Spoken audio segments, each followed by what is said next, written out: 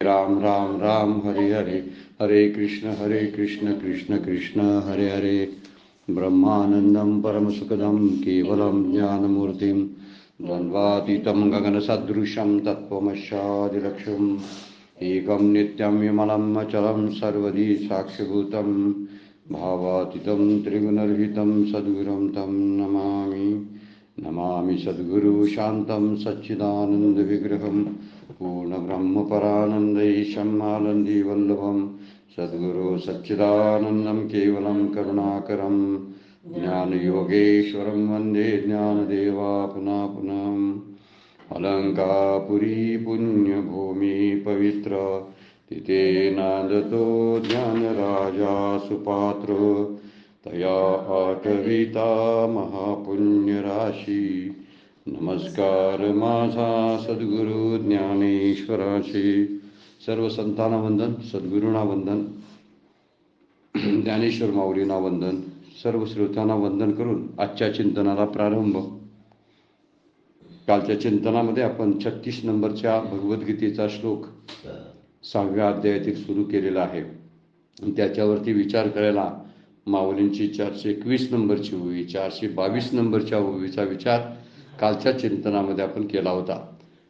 माऊली बोलतात की एरवी विरक्ती जयाशी नाही, जी अभ्यासी न रिगती कही, तया नाकळे हे आम्ही न म्हणू काही, परी यमनियमाची या वाटान वचिजे, कही वैराग्याची सेन करिजे, केवळ विषय जळी ठाकीजे बुडी देऊनी। म्हणजे जे विषयामध्ये सतत गुरफटलेले आहेत त्यांना किंवा ज्यांनी यमनियमांचे पालन केलेलं नाही त्या वाटेलाच गेलेलं नाही।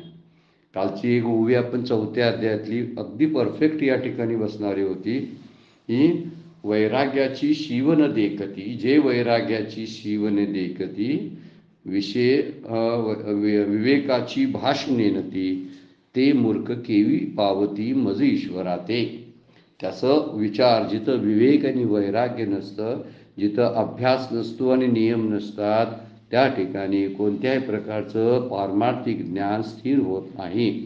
त्यामुळं वैराग्याला आपण वैराग्य नसेल तर ज्ञान स्थिर होत नाही। म्हणून इथं म्हणलेलं आहे यमनियमाच्या वाटेला जायचं नाही, वैराग्याची आठवण सुद्धा नसेल आणि विषयरूपी या दलदलीमध्ये सतत बुडलेले असतील तर त्यांना, अशा असंयत शब्द वापरला त्याला योग प्राप्त होणार नाही। म्हणजे योग प्राप्त होण्यासाठीच्या अट्टीच आहेत की वैराग्य आणि अभ्यास या दोन गोष्टी सतत विचारात घेतल्या पाहिजेत। यामध्ये बरंचसं काही आहे अवलंबून। विवेक, वैराग्य, समाधी, शतक आणि मुमुक्षत्व हे चारही साधनं त्या अभ्यास आणि वैराग्यामध्ये येतात। त्यामुळं तो विचार सतत आपल्या मनाशी आपण पक्का साधकाने करणं फार गरजेचं आहे। ज्ञानेश्वर माऊलींचा सांगणं आहे आणि तशाच पद्धतीचा विचार माऊलींनी मांडलेला आहे।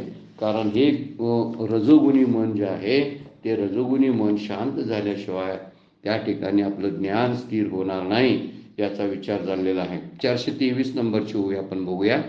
या झाली या माणसा कही युक्तीची कांबी, या झाली या माणसा कही युक्तीची कांबी लागली नाही, तरी निश्चळ होईल काही कैसेनी सांगे।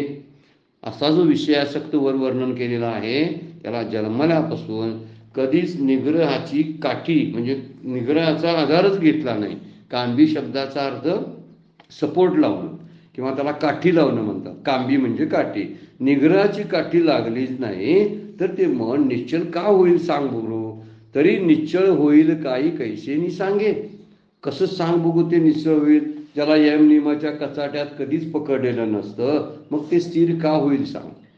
आणि यम आणि नियम हे 5 जे वर्णन केलेले आहेत त्या नियमाचा विचार सतत आपण आपल्या रोजच्या जीवनामध्ये करावा लागतो। आणि असा विचार करत करत आपण, म्हणूनच म्हणतात की वैराग्या वाचून काही, विरक्ती वाचून काही, ज्ञानाशी तगणे नाही। ज्ञान टिकायचं असेल, तगणे म्हणजे टिकायचं असेल ज्ञान, तर वैराग्याचाच आधार मोठा लागतो।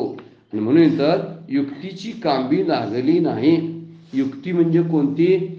जर मन स्थिर व्हायसाठी केले गेलेले सगळे प्रयोग जे आहेत त्याला युक्ती म्हटलेलं आहे।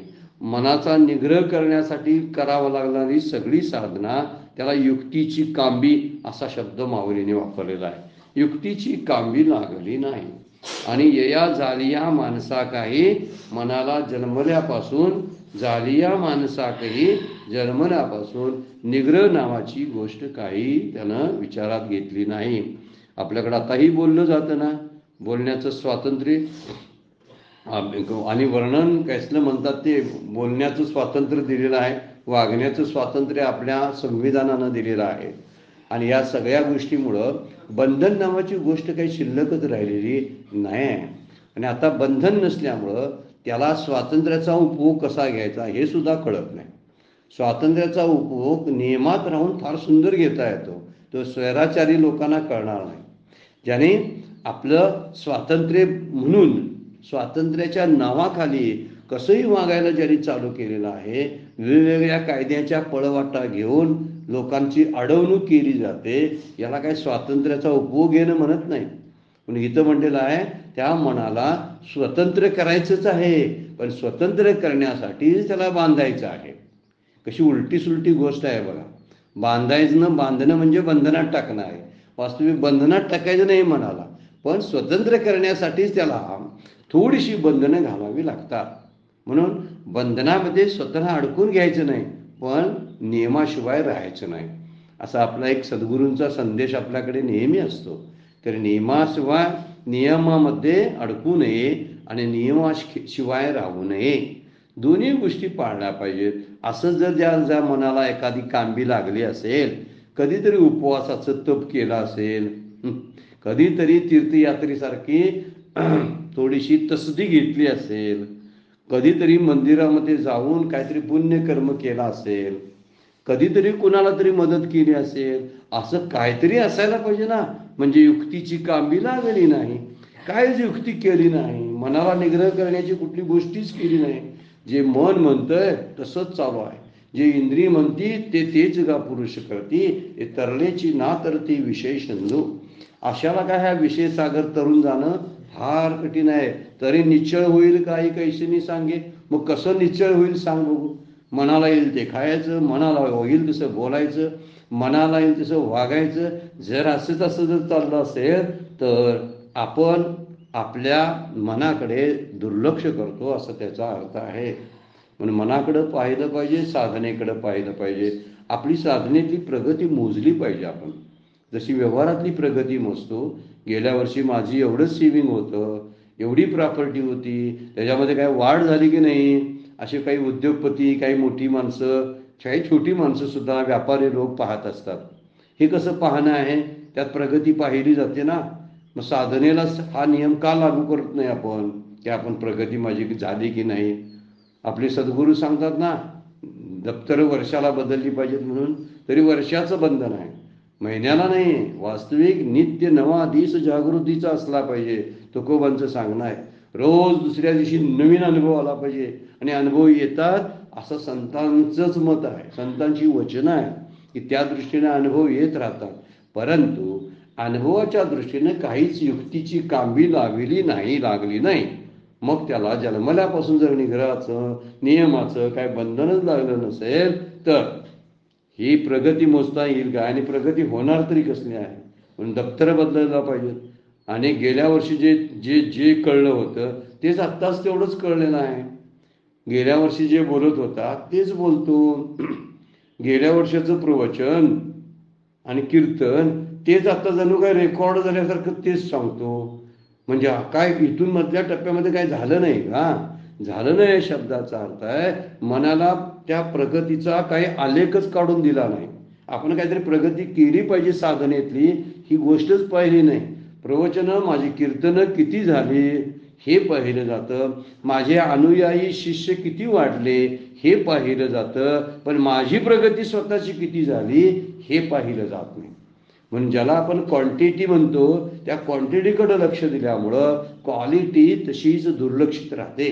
याचा विचार इथं प्रत्येक ठिकाणी प्रत्येक साधकानं करणं गरजेचं आहे. आम्हाला सगळ्यांना हे बंधन आहे की आपली प्रगती मोजता आली पाहिजे. अगोदर विचार केला पाहिजे. विचार करताना आधी प्रापंचिकता ही वस्तुस्थिती होती सुरुवातीच्या काळामध्ये, आणि परमार्थ हा अभिनय म्हणून केला जायचा. अगोदरची वस्तुस्थिती काय होती? खरा मी, माझी रियालिटी काय होती? तर प्रापंचिकता. वस्तुस्थिती प्रापंचिकता होती आणि परमार्थ हा ऍक्टिंग होतं. काहीतरी करायचं, कोणतरी सांगितलंय म्हणून तसं करायचं. डोळे मिटून ध्यान करा म्हणून डोळे मिटला. ध्यान करतोय का नाही महत्वाचं नव्हतं त्यावेळी. का? डोळे मिटायला सांगितलं म्हणून. ज्ञानेश्वरी वाचा, मग चला पारायण करायला लागला, पुन्हा पुन्हा वाचायला लागला. ही सगळी अभिनयाची गोष्टी होत्या. म्हणजे पहिल्यांदा प्रापंचिकता ही वस्तुस्थिती होती आणि परमार्थ हा अभिनय होता. आता पुढे सुरुवात नंतर टप्प्यानं हळू त्याची प्रगती होऊन पारमार्थिकता ही वस्तुस्थिती झाली पाहिजे आणि प्रपंच हा अभिनय झाला पाहिजे, तर समजायचं आपली प्रगती झाली नाही. माझ्या मनाविरुद्ध मी प्रपंच करतोय असं वाटलं पाहिजे. आता मला काय वाटतंय? माझ्या मनाविरुद्ध मी साधना करतोय असं मला वाटतं. प्रवचन करायचा कंटाळा असतो मला, पण माझ्या मनाविरुद्ध मला बसावं लागतं, कारण ती सांगायचं आहे म्हणून रोजचं. आता हे मनाविरुद्ध जर चाललं असेल तर ती वस्तुस्थिती नाहीच, तो अजूनही अभिनय सुरू आहे. आणि अभिनयामुळं काय फारशी दगदग होत नाही. आतमध्ये जे घुसायचं ते घुसत नाही. कारण खरा राजा, अभिनय करताना राजा असणारा, तो खरा राजा नसतो. त्याची थोड्या काळापुरती 2-3 तासासाठी कपडे असतात, 2-3 तासासाठी सिंहासन असतं. म्हणजे ते ऍक्टिंग हे ऍक्टिंगच राहतं. पण वस्तुस्थिती आहे तीच माझ्या सुखदुःखाला कारणीभूत ठरत असते. म्हणून वस्तुस्थिती ही पारमार्थिकता राहिली पाहिजे आणि आपली प्रगती ही साधनेतली प्रगती आपल्याला दिसली पाहिजे. म्हणून आपणच आपल्या प्रगतीचा आलेख रोज पाहिला पाहिजे, रोज. कारण हे साधन एवढं सोपं नाही. माऊली म्हणतात, काय म्हणतात? युक्तीची कामी लावली पाहिजे, आपली लागलेलीच नाही. तरी ते निश्चळ होईल काय? मग ते मनानं का निश्चळ व्हावं? त्याला कधी आपण शिकवलं की तू निश्चळ हो म्हणा, तू असा धावू नकोस, कधी तू शांत बस, असं कधी त्याला आपण कुठल्या बंधनात कधी ठेवलं का? नाही. त्यामुळे साधन कठीण व्हायला लागलं. माऊलीच बोलतात, पारियाचा रवा घेता भूमीवरी, यत्न परोपरी साधन तैशे. हे साधन आहे म्हणजे पाऱ्याचे कण, भूमीवर जमिनीवर पडलेले पाऱ्याचे कण विचून घेण्यासारखा प्रकार आहे. भक्ती तो कठीण सुळावर येईल पोळी. ही सुळावरली पोळी पकडायला जायचं आहे असं तुकोबा म्हणतात. आपल्याला सगळ्या गोष्टी प्रापंचिकच्या दृष्टीनं आपण परमार्थाला सुद्धा लाईटली घेतो. आणि लाईटली घेतल्यामुळे खऱ्या अर्थानं लाईटली कोणाला घ्यायला पाहिजे? प्रपंचाला घ्यायला पाहिजे. पण प्रपंचातली सुखदुःख खरी वाटतात, मग लाईटली घेतलं कुठं? प्रपंचातली सुखदुःख जर खरी वाटतात तर अभिनय कुठं झालाय प्रपंचामध्ये? प्रपंचामध्ये अभिनय, याचा अर्थ त्यातली सुखदुःख खरी वाटली नको पाहिजेत. यासाठी मनाला कुठं मी नियम लावलेला आहे. जर मी मनाला नियम लावीन, ज्या मनाला, जे मन मला सारखं त्रास देतं, जी माया सारखी मला थपड्या मारत असते, त्याच्यासाठी मी काय प्रतिबंध केलाय का? हा विचार या उभीमध्ये माऊली सांगतात. फार सुंदर एक वाक्य लक्षात ठेवण्यासारखं आहे. पोहणारे जे असतात ना, पट्टीचे पोहणारे, त्या पोहणाऱ्याला पाणी पाठीवर घेतं आणि ज्याला पोहता येत नाही त्याला खाली घालून पाणी त्याच्या उरावर बसतं. मायेचं तसं आहे. ज्याला माया कळली, ज्यानं मन कुठंतरी स्थिर करण्याचा प्रयत्न करला, त्याला माया कळते. आणि माया कळते त्याला तरुण पण जाता येतं. पण ज्याला पोहता येत नाही, म्हणजे मायेची ओळखच झालेली नाही, मन कधी स्थिरच केलं नाही, त्याच्या उरावर पाणी बसतं. म्हणजे उरावर त्याच्या प्रपंच बसतो. मला प्रपंचाचं ओझं झालंय असं ज्यावेळी वाटतंय, त्यावेळी लक्षात ठेवायचं, हा प्रपंच माझ्या डोक्यावर येऊन बसलेला आहे. आणि डोक्यावर झालेला प्रपंच, बसलेला प्रपंच हाच माझ्या सुखदुःखाला कारणीभूत होतो. त्याला डोक्यावरून जरा बाजूला ठेवता आला पाहिजे. यासाठी मनाला निश्चळ करायला पाहिजे असं माऊली म्हणतात. म्हणून माऊलींची फार सुंदर होई 13व्या अध्यायात काय आहे बघा. तैसा जन्मोनी मृत्यूवरी, विषयी त्रासिता बहुता परी, तरी त्रासू नये धरी अधिक प्रेम. काय सुंदर वर्णन करतात बघा. तैसा जन्मोनी मृत्यूवरी, मृत्यूपर्यंत सगळं काय असतं? विषयी त्रासिता बहुता परी. या विषय सेवनाचा त्रासच होतो, कारण विषय दुःखरूप आहे. आणि दुःखरूप असल्यामुळे तीच दुःखाला कारणीभूत होतात. आणि दुःखरूप असताना सुद्धा विषयांचा त्रास एवढा होतो तरी त्रासू नेगे धरी अधिक प्रेम. त्याचा त्रास वाटतच नाही तर त्याच्याबद्दल अधिक प्रेम वाटायला लागतं. विषयाचा परिपाणू, हे किती वेळा सांगितलं ज्ञानेश्वर माऊलींनी. आणि परमार्थ गोड, विषय विष. आणि परमार्थ गोड परी काय म्हणतात, विषय विषाचा परिपाडू, गोड परमार्थ लागे कडू, कडू विषय तो गोडू, गोडू म्हणजे प्रेम झालं, त्याच विषयाबद्दलचं प्रेम निर्माण होतं. कशा, कडवट असून, विषय विषयासारखे असून विष प्यायची इच्छा होते, आणि कष्टदायक असून सुद्धा त्या विषयांचा त्रास वाटत नाही. कमवायचा त्रास, नंतर सांभाळायचा त्रास, नंतर नष्ट झाल्यात म्हणून त्रास, 2-3 प्रकारे त्याचे त्रास असतात आपल्याला. बरं, या सगळ्या गोष्टी आहेत. विषय म्हटलं की तो प्राप्त करण्यासाठी धडपड आली, तर त्याला प्राप्त केलंय म्हटल्यावर जाऊ नये असं वाटतं. आलेलं सुख जावं असं कोणाला वाटेल सांगा, तर नाही. म्हणजे सुख राहावं, सुख राहायसाठी परत धडपड. तिसरं, सुख आलेलं आहे त्यामुळे जाणं हे त्याचं ठरलेलं आहे, त्यामुळे ते जाणारच. गेलं की परत रडत बसायचं, त्याच्यावर परत आणि प्रेम करायचं. बरं का, म्हणजे एवढा त्रास होतोय. मुलं एवढी उतरून अपमान करत असतात, तरी पुढं पुढं करून सुनेला काहीतरी सूचना द्याव्याशाच वाटतात. तुम्ही गप्प बसा बघू, असं किती वेळा सून सांगत असते, तरी म्हणते काय, नाही माझं जरासं ऐक. म्हणजे आता येतंय एवढा काय म्हणजे माऊली बोलतात त्याप्रमाणे, तरी त्रासू नेगे धरी अधिक प्रेम. त्या विषयांचा एवढा त्रास असताना सुद्धा त्याचं प्रेम वाटायला लागतं. किती गंमतशीर गोष्ट आहे. मग या मनाला निश्चय कसं करणं शक्य आहे का? म्हणून तुकोबा सुद्धा म्हणतात बघा, काय काय करीतो या मना परी नायके नारायणा.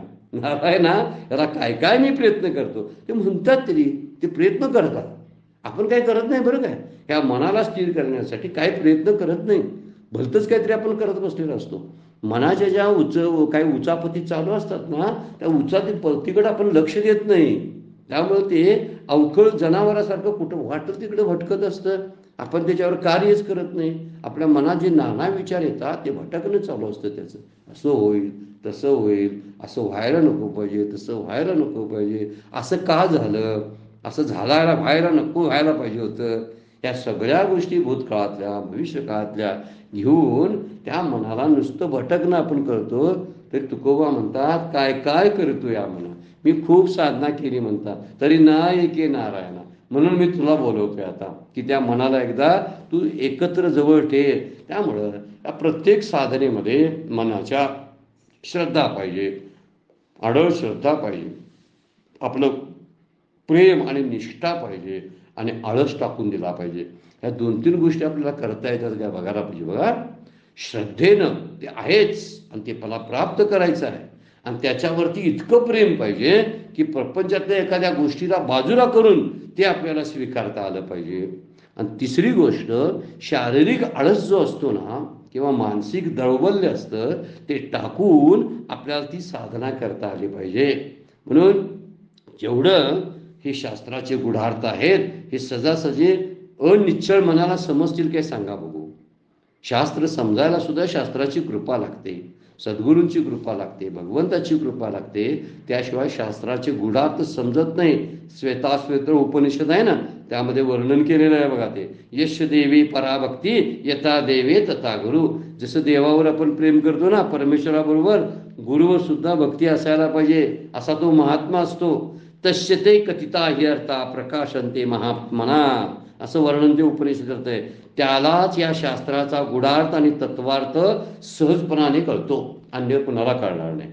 ज्याची गुरुवर आणि भगवंतावर भक्ती आहे त्याला शास्त्राचे गूढार्थ कळतात. श्रुतिवचन आहे, आणि हे श्रुतिवचन आपण लक्षात घेतलं पाहिजे. माझ्या मनाला असं स्थिर का करता येत नाही, तर माझी श्रद्धा कमी पडते, माझी प्रेमनिष्ठा कमी पडते, आणि माझा आळसमध्ये आडवा येतो. आळस फार मोठा शत्रू आहे बरं काय, शास्त्र अभ्यासामधला आणि ध्यान अभ्यासामधला, नाम अभ्यासामधला. फार कंटाळा येतो आपल्याला. रात्रीचं झोपलेलं मग उठायला वेळ होतो, रात्री उशिरा झोपायचं, सकाळी उशिरा उठायचं, मग वेळ मिळत नाही, मग काहीतरी कारणं सांगायची. ह्या सगळ्या गोष्टी आहेत. माझं मला माहीत असतंय मी कुणाला फसवतोय. सांगणाऱ्याला, ज्याला सांगतोय त्याला आपण फसवत नाही.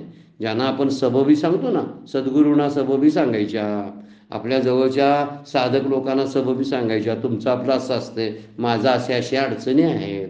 अशा अडचणी सांगणं म्हणजे अधिक आळसाला आमंत्रण देण्यासारखा प्रकार आहे. म्हणून श्रद्धा, निष्ठा आणि नेहमी कार्यतत्परता जर असेल ना, तर निश्चितपणाने आपल्याला हे शास्त्राचे गूढार्थ कळेल. आपलं भगवंतावरती श्रद्धा असली पाहिजे, गुरूंच्यावरती श्रद्धा असली पाहिजे आणि शास्त्र तरी माझ्यासाठी परमप्रिय असलं पाहिजे. म्हणून पहिल्यांदा श्रद्धेचं मुख्य स्थान आहे. माझ्यात देवपण आहे ही वस्तुस्थिती कळणं फार अवघड आहे आणि ती टिकवणं अवघड आहे आणि व्यवहारात आणणं तर त्यापेक्षाही अवघड आहे. काय सुंदर वाक्य आहे बघा, लक्षात ठेवण्यासारखं. आपण चिंतन करा. माझ्यात देवपण आहे ही वस्तुस्थिती कळणं अवघड आहे. दुसरी गोष्ट ते टिकवून ठेवणं, म्हणजे माझ्यात देवपण आहे, माझ्यात देवपण आहे, अहम ब्रह्मास्मी, अहम ब्रह्मास्मी, हे टिकवून ठेवणं अवघड आहे. आणि मी अहम ब्रह्मास्मी हे व्यवहारात उतरणं हे त्यापेक्षाही अवघड आहे. अवघडाच्या 3 पायऱ्या सांगितलेल्या आहेत आणि या मनाच्या स्थैर्यावरती खूप अवलंबून आहेत. म्हणून माऊली बोलतात आपल्याला की आपण यमनियमन तरी झालेलंच नाही, यमनियमाच्या गोष्टी आपण केल्याच नाहीत आणि युक्तीची कांबी लागली नाही, मग तरी ते निश्चळ होईल काही कैसेनी सांग. कसं निश्चळ होईल तू सांग बघू. म्हणून माझ्यात ह्या गोष्टी टिकत नाही. माझ्यात देवपण आहे ही श्रद्धा आहे, वस्तुस्थिती आहे. हे टिकवणं ही निष्ठा आहे. मगाशी आपण 3 गोष्टी बघितल्या ना. आणि व्यवहारात आणणं त्यापेक्षा अवघड आहे. म्हणजे आपण तत्परता त्यामध्ये असलीच पाहिजे, कार्यतत्परता. म्हणजे असं आळस साडून सगळा सांडून कार्यतत्परता. म्हणजे मगाशी आपण 3 बघितल्या, श्रद्धा, प्रेमनिष्ठा आणि आळस टाकणे. या 3 गोष्टीवर ज्या गोष्टी आहेत, माझ्यात देवपण आहे, श्रद्धा आहे माझी, किंवा माही वस्तुस्थिती मला कळणं मुश्किल आहे, पण कळली ती टिकवून ठेवायसाठी तेवढी निष्ठा लागते आणि ती व्यवहारात आणण्यासाठी आपल्याला तेवढंच कष्ट घ्यावे लागतात. म्हणून मनावरच प्रयोग करावे लागतात. सगळे संत मनाला सोडून परमार्थाचं कधी बोलत नाहीत बरं का. कारण परमार्थ करणारं मन नावाचं इंद्रिय अतिशय श्रेष्ठ दर्जाचं इंद्रिय आहे, अतिशय. आणि त्यानंच केलेला परमार्थ रुजतो, फुलतो आणि फलद्रूप होतो. 3 गोष्टी आपण बोललो हा. त्यानंच मनानंच केलेला का परमार्थ हा रुजतो. दुसरं फल काय होतो, फुलतो, फुलं येतात त्याला. नंतर फलद्रूप, मोक्षानं फलद्रूप होतो. त्याला शांती नावाचं फळ मिळतं. कधी त्वमेव शरणम गच्छ सर्व भावेन भारत तत्प्रसादात पराम शांती स्थानम प्राप्स्यासि शाश्वतम. 18व्या अध्यायामध्ये भगवद्गीता बोलते आणि हे त्यासाठीच आहे. शेवटचं फळ म्हणजे मन जर स्थिर असेल तर त्यामुळं परमार्थ रुजतो. रुजतो म्हणजे एखादं बी टाकावं की त्याला अंकुर फुटतो, नंतर त्याला फुलं येतात, तोच परमार्थ फुलतो. फुलतो म्हणजे प्रसन्नतेनं सगळं जग दिसायला लागतं. सगळं जग प्रसन्न आहे कारण मन प्रसन्न. चित्त प्रसन्नम भुवनम प्रसन्नम, चित्त विषन्नम भुवनम विषन्नम, असं जे संस्कृत सुभाषित सांगतं ना. माझं मन प्रसन्न असेल ना तर सगळ्या सिद्धी प्राप्त होतात. म्हणजे फुलतं ते मन आणि फुलतं आणि नंतर फुलून फुलून फुलून त्याला फळ येतं, ते मोक्षाचं येतं. मोक्षपादान हे फळं. अज्ञान गेलं, मध्ये अज्ञान जातं. फुलतं म्हणजे अज्ञान जातं आणि फळतं म्हणजे त्याला मोक्षरूपी फळ लागतं. रुजतं म्हणजे सुरुवात त्याला तशीच मनाची स्थैर्यानंच होते. आणि अशा टप्प्यानं आपण जायला लागलो तर निश्चितच आपल्याला ही गोष्ट फार महत्त्वाची आहे, लक्षात यायला लागेल. म्हणून माझ्या मनाला कधी पटलंय काय, माझ्या मनाची कधी अडचण झाली, मला मोक्ष पाहिजे असा कधीतरी वाटलं की मला मोक्ष हवाच, त्याशिवाय मी जाणार नाही, मी जगू शकणार नाही, मला कोणतरी पाहिजे, माझं जवळची माणसं माझ्याजवळ असताना पाहिजेत, त्याशिवाय मी जगणार नाही, ही वस्तू मला पाहिजे, हे घर मला पाहिजे, ते असंच पाहिजे, ह्या सगळ्या गोष्टीसाठी हट्ट आहे. मोक्षासाठी कुणी हट्ट केलाय का? कुणाला हवा आहे मोक्ष? किती जणांना विचारलं तर काय बुद्धांनी सांगितलं होतं. बुद्ध म्हणतात की ती आपल्या शिष्य विचारतात की एवढं चांगला मोक्षाचा आनंद असताना सुद्धा लुटत नाहीत काय कळत नाही काय, त्यांना काय देत नाही आपण. तर म्हणजे कुणाला पाहिजे मोक्ष, मी देतो बोलवून आणलं त्यांना. अशा लोकांची यादी काढली, त्यात कुणीही म्हटलं नाही की मला मोक्ष हवा आहे. एका राजानं सुद्धा फोन केला होता, त्याचा वाढदिवस होता आणि त्या वाढदिवसाच्या निमित्तानं तो म्हटला जरासा आनंदाचा दिवस आहे, आता आपण असलेल्या कैद्यांना मुक्त करूया, कारण ते आनंदाचा दिवस आहे म्हणून. तर प्रधान हुशार होता, तो म्हणला तसं मुक्त करू नका बरं काय. तर कुणाला मुक्त बाहेर व्हायचं आहे, कुणाला तुरुंगातून बाहेर पडायचं आहे विचारून तरी घेऊया. असं सगळ्याला तुरुंगातून बाहेर काढू नका. म्हणून विचारल्यानंतर, कैद्याने विचारल्यानंतर तुम्हाला काय हवं रे असे विचारल्या. कोण म्हणतो मला तंबाखू खायची सवय आहे, कोण म्हणते मला सिगरेट ओढायची सवय आहे, कोण म्हणते मला मद्य प्यायला पाहिजे आहे, बरेच दिवस काही मला मिळालं नाही, कोण म्हणते बरेच दिवस मी बायकोला भेटलो नाही, ते बायकोला भेटायचं आहे, माझं व्यसन पूर्ण करायचं आहे, मला हे खायचं आहे, मला हे कपड्यांचा कंटाळा आला आहे कैद्याच्या, जरा बाहेरची कपडे घालाविषयी वाटतात. सगळ्यांनी अशी उत्तरं दिली. त्यातला एक माणूस होता शेवटी, तो म्हटला मला यातलं काय नको बरं काय, मला कोणाला भेटायचं नाही, मला खायचं नाही, मला तुरुंगातून बाहेर जायचं. प्रधान म्हणले ह्याला सुटायचं आहे बघा, ह्याला एवढा सोडा, बाकी कोणाला सोडू नका. सोडायची गरज नाही, कारण त्यांनाच सुटायची गरज इच्छा नाही. आम्ही आमच्या मनाला कधी म्हटलो मला मोक्ष पाहिजे? म्हटलो का? माझी तशी गरज आहे का?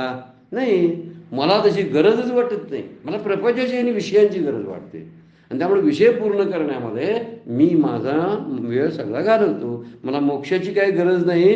त्यामुळे इथं माऊली बनतात यासाठी योग बळ लागतं. त्यासाठी अधिकार, ज्ञान, सामर्थ्य, इच्छा या चारपैकी कुठली गोष्ट, अधिकार नसला तरी चालतो, ज्ञान नसलं तरी चालतं, सामर्थ्य ताकद नसली तरी चालते, फक्त इच्छा लागते मोक्षाची.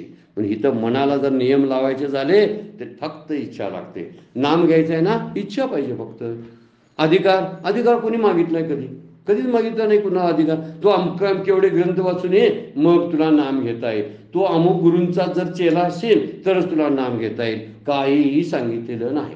फक्त म्हणतात तुझे नाम घ्यायची इच्छा असेल तर तू कधीही बसू शकतोस. इच्छा एकच गोष्ट लागते, म्हणून फक्त इच्छा प्रबळ पाहिजे. त्याला योग बळ म्हणते नाही. म्हणून आपला निश्चयच होत नाही, आणि निश्चय होत नाही म्हणून आपल्याकडून कोणत्याही प्रकारचं कार्य होत नाही. माझं मनच ताब्यात नाही, हे झाली या माणसाकही. असं कधी जन्मल्यापासून आपल्याला मनाला कधीतरी निग्रहाची वेळ कधीतरी आली आहे का? त्याला निग्रहाचं किंवा नियमाचं बंधन असं कधी आपण त्याला घातलंय का? असा निश्चय आपल्या मनाचा कधी झालाय का? मी ब्रह्म असा फक्त निश्चय करायचा, इथं दुसरं काय करायचं नाही. इतर निश्चय जसे करतो तसं रोज म्हणायला काय बिघडलं मनानं? मी ब्रह्म आहे, मी ब्रह्म आहे. माऊली काय बोलतात बघा, एरवी होय तोची आहे, पण काय की जे बुद्धी तैशी नव्हे. तो आहे जर ब्रह्मच आहे, पण बुद्धी तशी सांगत नाही ना. देखा स्वप्नीची एक आहे मी मरे साचे. काय स्वप्नातल्या घावानं खरंच मरतो मी? तशी कल्पना केलेली आहे बघा. मी ब्रह्म आहे म्हणत नाही तर होईल कसा सांगाला? कधीच म्हणत नाही मी ब्रह्म आहे. मुक्तीची इच्छा करणार आहे आणि मी ब्रह्म आहे असं कधीच म्हणत नाही. बरं खोटं तरी बोल ना. प्रपंच तेवढा खोटा असून खराचा करतो, पण मी ब्रह्म खरं आहे तर ते ब्रह्म मी आहे असं म्हणत नाही. मी देह आहे म्हणायला लाज वाटत नाही, मग मी ब्रह्म आहे म्हणायला ते आणि खंत कसली आहे सांगा? काहीच नाही. पण तसं काय म्हणत नाही. आपण अशी ब्रह्म हाती शेकी ब्रह्म म्हणावया भीती, नाथ महाराज म्हणतात. आपण ब्रह्म आहे पण ब्रह्म म्हणायला भीतात, कारण असं सगळे कुठले नियम त्याला लावलेच नाही. एकदा सद्गुरू म्हणतात, आपले सद्गुरू म्हणतात, एक साधक आलेले आहेत शिष्य, त्यांना नमस्कार करतात आणि म्हणतात बसा. ते म्हणतात नाही मी खुर्चीवर बसत नाही, मी खाली बसतो. सद्गुरूंना काय म्हणतात, मी खाली बसतो. अरे बस वरती बस, तसं काय नाही, विशेष काय नाही, बसलास तर काय मला काय हरकत नाही आणि चांगली गोष्ट आहे, मला पाहिजे तू बस तसं. नको नको नको, मी बसतच नाही खाली. आता असा जो एखादा माणूस आहे बसण्याचं सांगून सद्गुरूंनी सांगून ऐकत नाही, तर ते तू ब्रह्म आहेस म्हणून सांगून ऐकेल का? ऐकणारच नाही. भले त्याला वाटलं असेल, तो कदाचित आदरानं बोलत असेल, सद्गुरूंच्या पुढे बसायचं कसं खुर्चीवर, बरोबर आहे, ही चांगली गोष्ट आहे. परंतु ही आज्ञा सद्गुरूंची आहे, ही सद्गुरूंची आज्ञा म्हणून बसायला पाहिजे ना. अवघडून बस, मनात क्षमा माग त्यांची, मी तुमच्या समोर बसलोय असं, पण त्यांची आज्ञा पाळत तू ब्रह्म आहेस असं सांगितलं तर ते ऐकेल काय सांगा भाऊ? हिथं बस म्हटलं तर बसा ना. तो ब्रह्म आहे म्हणून सांगितलं ऐकेल का? हा मुद्दा फार लक्षात घेण्यासारखा आहे. त्यामुळं विचार करायला आपण झालो तर निश्चित आपल्याला हा विचार सुचतो की आपलं मन निश्चळ होत नाही. या झाली या मानसा काही युक्तीची कांबी लागली नाही, तरी निश्चळ होईल काही कैसेनी सांगे. ती सरळ निश्चळ होईल का? त्याला कधीच सवय लावली नाहीस सद्गुरूंचं ऐकायची, शास्त्र ऐकायची सवयच लावली नाहीस, कधी काय पाळलं नाहीस, आणि मग तुला कशी सवय? कित्येक वर्ष गेली, मी म्हणे 20 वर्ष अमुक अमुक अशी सेवा करतो आहे. चांगलं करतोस बाबा तू, पण सेवा करून तुझ्यात बदल काय झाला नसेल तर तू ती सेवा केलेली किमान सांगू तरी नकोस. तुझ्यात बदल काय झाला? कोणता बदल झाला की सेवा केलीस म्हणून? काय नुसत्या बोलण्यातलाच बदल आहे हा? सांगण्यासाठी बदल आहे, बाकी काही बदल झालेला नसतो. आणि त्यामुळे हा विचार माऊली अगदी व्यवस्थित आपल्याला पटवून देतात. म्हणून पुढची ओळी, म्हणून मनाचा निग्रह होय ऐसा उपाय जो आहे तो आरंभी मग नव्हे कैसा पाहो. म्हणून मनाचा निग्रह ज्या योगाने होतो असा जो उपाय आहे त्याची तू सुरुवात कर, आरंभ कर. आरंभी मग नोहे कैसा पाहो, मग कसं होत नाही बघतो, मग पाहूया. स्वतः भगवंत म्हणतात हा, तू बस नामाला, तू बस ध्यानाला. कसं मन ताब्यात येत नाही बघूया. तू बसतच नाहीस, नुसत्या सबबी सांगतोस आणि बसत नसताना ते ताब्यात येईल असं कसं म्हणतोस? आरंभ तरी कर. काही माणसं काय सुरुवातच करत नाहीत. काही माणसं सुरुवात करतात आणि मधात सोडून देतात. अशी काहीच माणसं आहेत की परळा सुरुवात केली की ते सोडतच नाही आणि तेच टोकाला पोचतात. हा चालण्याचा वेग आहे तो ज्याने पकडलेला आहे ना त्यांनाच तो कळतो, अन्यथा कळणार नाही. ज्यानं चालणंच सुरू केलं नाही त्याला काय कळेल खाचापोची त्या रस्त्याच्या? किंवा ज्यानं चालणं चालू केलं आणि पुन्हा बंद केलं त्याचा तरी काय उपयोग झाला? ज्यानं चालणं चालू केलं आणि शेवटपर्यंत चालत राहिला, निरंतर चालत राहिला, कारण त्याला ठिकाण कुठं आहे माहिती नाही, पण चालण्याची दिशा मात्र बरोबर आहे. कारण त्याच्या सद्गुरूंनी सांगितले त्याच्यावरती त्याचा विश्वास आहे. सद्गुरूंनी सांगितलं या दिशेला जा, म्हणजे तुला जे पाहिजे तो आनंद भेटेल. मग तसाच आनंद भेटायला अशी ही श्रद्धा घेऊनच तू जायला पाहिजे ना. आता ही श्रद्धा घेऊन निघालाय आणि त्यामुळे इथं म्हणतात तू मनाचा निग्रह ज्या योगाने होतो ऐसा उपाय जो आहे त्याचा एक उपाय आहे, त्याचं तो आरंभी, तो आरंभ कर. मग नोहे कैसा पाहो, मग त्या मनाचा निग्रह कसा होत नाही ते आम्ही पाहतो. अगोदर साधन करण्याला तरी सुरुवात कर. मुळात साधन करण्याचा कंटाळा, अनेक अडथळे आहेत साधनामध्ये. एवढी काही सोपी साधना नाही. पुन्हा पुन्हा आपण बघितलं देव बाजारचा भाजीपाला नाही रे, एवढी सोपी गोष्ट नाही. तरी सुद्धा आपण चालणं ह्या तरी अशक्य नाही म्हणून संतांनी सांगितलं ना, मग त्यांचं ऐकायचं. सोपी नाही, अवघड आहे असं बोलण्यात आहे, पण करून दाखवलेली लोक आहेत म्हणून अनेक अडथळे आहेत. पण संत सांगतात जे अनेक अडथळे आहेत त्यातला प्रमुख अडथळा कोण असेल तर आपण स्वतः असतो. जो साधन करणार आहे ना, तो साधन करण्याचं मनाची तयारी नसणं हा मोठा अडथळा आहे. आरंभच करायचा नाही कुठल्या गोष्टीला म्हणून निश्चय डळमळीत होतात, श्रद्धा कमी पडते आणि साधन सुद्धा अर्धवट राहतं. नुसती घाई करायची काहीतरी प्राप्त करण्यासाठी. पण आपण असं कधी केलं का, ह्या साधनामुळं माझं मन अजून स्थिर होत नाही, साधन पद्धती बदलूया, शास्त्राला विचारूया, सद्गुरूंना विचारूया आणि माझी साधन पद्धती बदलली पाहिजे. कारण ज्या गोष्टीनं मी आत्तापर्यंत प्रयत्न करतो त्या गोष्टीमध्ये काहीतरी अडथळे आहेत किंवा काहीतरी माझ्याकडून चुकीचं होतं म्हणून माझं मन स्थिर होत नाही. यासाठी मला साधन पद्धती कदाचित बदलावी लागेल. ती मला सूट होत नसेल साधन पद्धती, म्हणून बदलायची तयारी सुद्धा असली पाहिजे. म्हणून म्हणतात माऊली काय म्हणतात, एकदा कर तरी सुरुवात, मग बघू कसं स्थिर होत नाही. म्हणून मन वश नसणं जितकं बाधक असतं, खरंच बाधक आहे ते, तितकी चंचलता बाधक नाही बरं का. खरं बाधक काय आहे, मन वश नसणं, मन चंचल असणं. हे अवघड वाईट गोष्ट नाही, सगळ्यांचंच मन चंचल असतं, पण मनाला वश करून न घेणं ही मोठी बाधकता आपल्या साधनेतली आहे. म्हणून काय करायला पाहिजे, ही जी चंचलता आहे ती चंचलता चालू राहू दे, पण हळूहळू हळू त्याला कह्यात आणण्याचा प्रयत्न करणं फार गरजेचं आहे. बरेच वेळा शाकाहारी लोक असतात ना, ते मांसाहारी माणसांना मांसाहार खाताना त्यांची घृणा करतात, बरोबर आहे की नाही? कारण त्यांना ते आम्हाला दोष दिसतो ना, शाकाहारी होणं म्हणजे मांस खाण्याची घृणा करणं. पण त्यांना इतर विषयांची घृणा काय वाटत नाही, काही कळत नाही. इतर विषयांची घृणा वाटत नाही, त्यात निश्चित काहीच नाही असं वाटतं. म्हणजे चोरी करणं, चाहडी करणं, निंदा करणं, बदनामी करणं, ईर्ष्या करणं, तुलना करणं, काम क्रोधादी विकाराला बळी पडणं ह्यात वाईट काहीच वाटत नाही. त्यांना काय म्हणायचं आहे, फक्त मी शाकाहारी आहे ना म्हणजे मी सज्जन आहे. वारकरी संप्रदायात ही गोष्ट बोलायला लागली बरं काय. मी इतर संप्रदायामध्ये काय काय चाललंय आपल्याला काही ठाऊक नाही.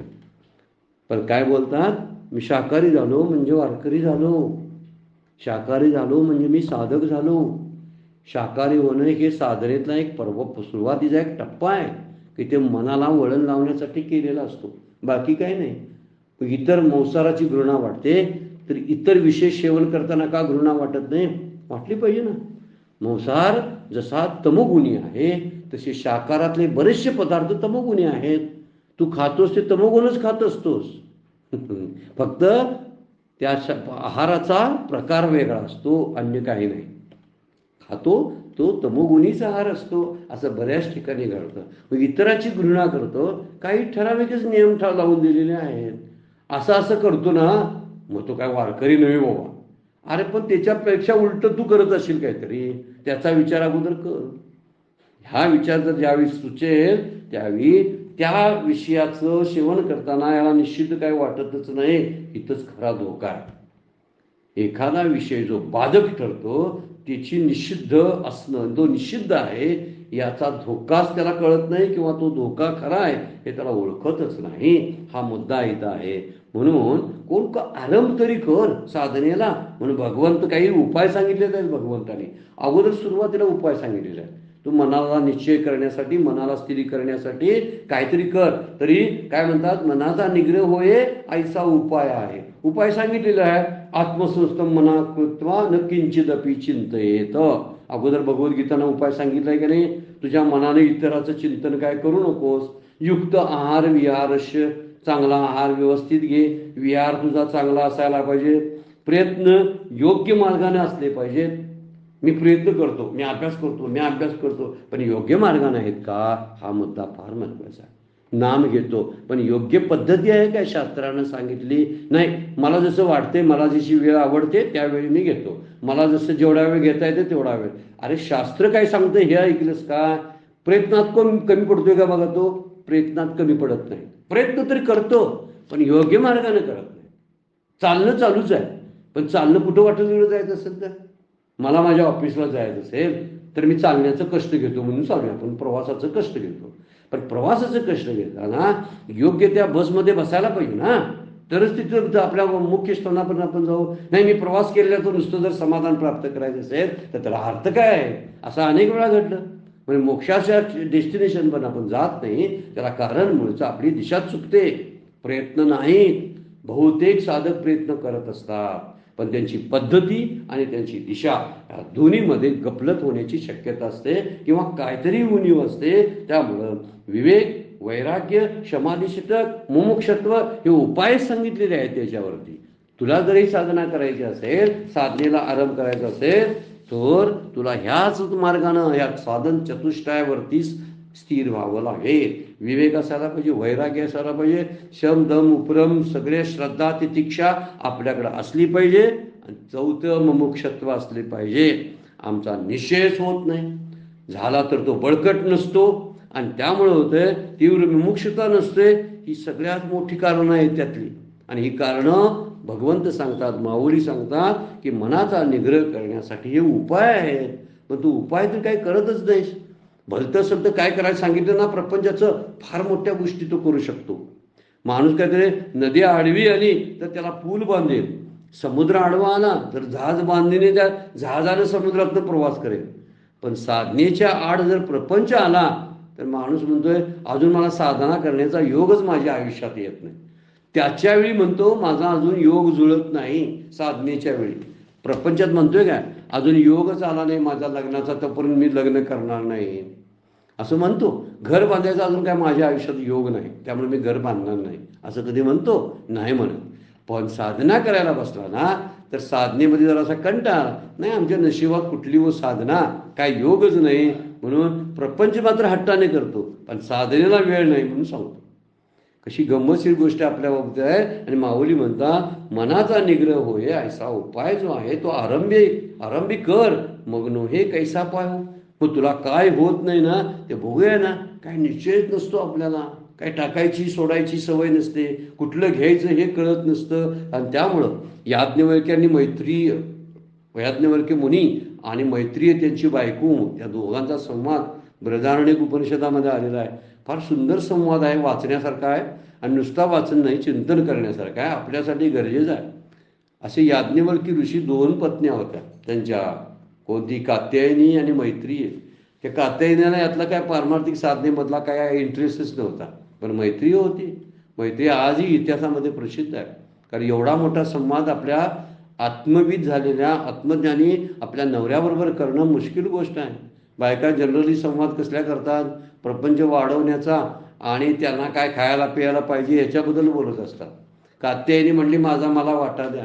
मैत्रिणीला विचारलं, मी धनधान्य सगळं कमवलेलं आहे, त्यातला वाटा दोघींना मी देतो आणि मी आत्मज्ञानासाठी एकांतामध्ये जातो. आता हा निघालाय, याचा अर्थ एवढं मोठं सोडून निघालाय. किती प्रश्न पडले असतील एखाद्या ज्ञानी स्त्रीला, तसे तिला पडलेले आहे. अर्धा वाटाच काय, सर्व पृथ्वी जरी धनाने अगदी भरलेली जरी मला दिली तरी मी अमृत होईन का, असा तिनं प्रश्न आपल्या नवऱ्याला विचारला. असं विचारलं नाही, तुम्ही एवढंच दिलं सा, त्या दुसरीला एवढंच दिलं सा, मलाच का कमी दिलं सा, अशी काही बोलली नाही.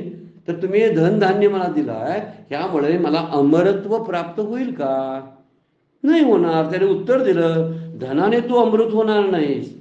धनाने जे लाभते ते तुला सुख मिळेल. धनानं जे सुख मिळायचं आहे ते मिळेल. आणि ती म्हणजे काय, धनानं काय मिळतं, सुखाची साधनं मिळतात. विषय प्राप्त झाल्यामुळे काय मिळतं, सुखाची साधनं मिळतात. आणि धनानं अमरत्व सोडून दे, ते मिळेल ही अशा मनात बाळगणं देखील व्रत आहे, व्यर्थ आहे म्हणले. त्यांचंच वाक्य आहे बरं काय, बृहदारण्यक उपनिषदामध्ये. आपण स्वतंत्र जाऊन तो हा संवाद अभ्यासावा. त्या संवादामध्ये फार चिंतनशील असा संवाद आहे. ते म्हणतात, धनानं तुला अमृतत्व सोडच, पण अमृतत्व मिळण्याची आशा सुद्धा व्यर्थ आहे. आशा सुद्धा नाही. म्हणजे केवढाही प्रपंच उभा केलास, केवढेही उद्योग उभा केलेस, किती मुलांना जन्म दिलास आणि किती वेळा येऊन जरी असा प्रपंच केलास प्रत्येक जन्मामध्ये, तरी तुला अमरत्व प्राप्त होणार नाही. फक्त ते साधन हाच उपाय त्याच्यावरचा आहे. म्हणून माऊली म्हणतात, आरंभ तरी कर, मग तरी पुढे बघूया. म्हणजे मैत्रीकडे ज्याने अमरत्व होणार नाही, तिने शेवटी म्हणली, ज्यांना अमरत्व प्राप्त होणार नाही ते तुम्ही सोडून देऊन निघालाय. ते घेऊन मी काय करू, मला सुद्धा नको आहे. मग काय पाहिजे, मला ज्ञान पाहिजे, मला धन नको. कशी बरोबर विवेक वापरलाय बघा. म्हणून मैत्रीकडे विरागही होता आणि अनुराग सुद्धा होता, वैराग्य होतं, विवेक होतं, आणि दोन्ही होतं. म्हणून तिनं सिलेक्ट केलं. धनाला बाजूला केलं, हे वैराग्य होतं. आणि दुसरी गोष्ट कशाला निवडलं, तर ज्ञानाला निवडलं, हे तिचा विवेक होता. असा विवेक आपल्याकडे आहे का, असा दाखवा म्हणतात माऊली. विवेक वैराग्य, मग बघू तुम्हाला कसं प्राप्त होत नाही मोक्ष. तो आपल्याकडे ही एवढा बळपटपणा निश्चयपणा नसतो. डळमळीत असलेलं अविचलित होणारं सारखं मन, चंचल मन असतं. त्यामुळे साधनेमध्ये अडथळे होतात. माऊलींचं सांगणं आहे. माऊली म्हणतात, या झाली या मानसाकही युक्तीची कांबी लागली नाही, तर निश्चळ होईल काही कैशिनी सांगे. म्हणून मनाचा निग्रह होय, ऐसा उपाय जो आहे तो आरंभी मग नोहे कैसा पाहू. वेळ संपलेली आहे, आपल्याला थांबावं लागते. आजची सेवा सद्गुरूंच्या चरणी, भगवान ज्ञानेश्वरांच्या चरणी अर्पण करून विराम घेऊया. पुंडलिक वरदारी विठ्ठल, श्री ज्ञानदेव तुकाराम.